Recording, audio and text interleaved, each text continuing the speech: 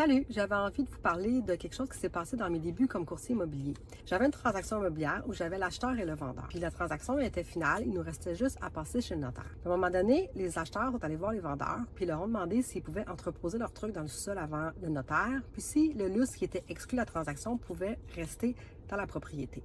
Les vendeurs, bien gentils, ont dit oui, pas de problème. Là, quelques jours avant le notaire, les vendeurs m'appellent et ils me racontent ça. J'étais pas au courant de ça. Puis là, ils me disent, finalement, on n'est pas à l'aise quand ils reposent leurs trucs, puis le lustre, on veut vraiment partir avec, c'est quelque chose de familial, puis on tient pas à le laisser. Alors, je dis, il ne devrait pas avoir de problème, c'était pas écrit dans la transaction. Donc, je rappelle les acheteurs, je leur dis que finalement, ils ne pourront pas entreposer leurs trucs, puis que le lustre est effectivement exclu de la transaction.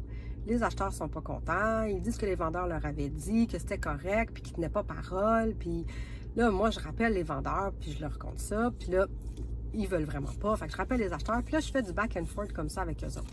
Il faut se rappeler que c'est dans mes débuts, puis que je suis comme un peu stressée de tout ça. Puis là, à un moment donné, j'ai fait comme, OK, ça n'a pas de bon sens, là. Je peux pas faire ça jusqu'à temps qu'on arrive chez le notaire. Fait que je finis par dire aux vendeurs, regardez, c'est beau, c'était pas écrit, je vais m'arranger avec les acheteurs.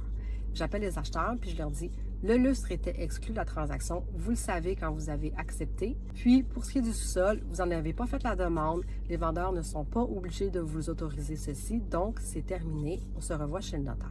Puis, ça a été fini.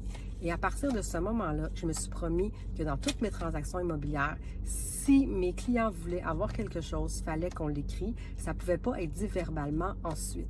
Je ne suis pas responsable de ce qui est dit verbalement. Je suis responsable de ce que j'écris dans mes contrats. C'est comme ça pour toutes mes transactions immobilières.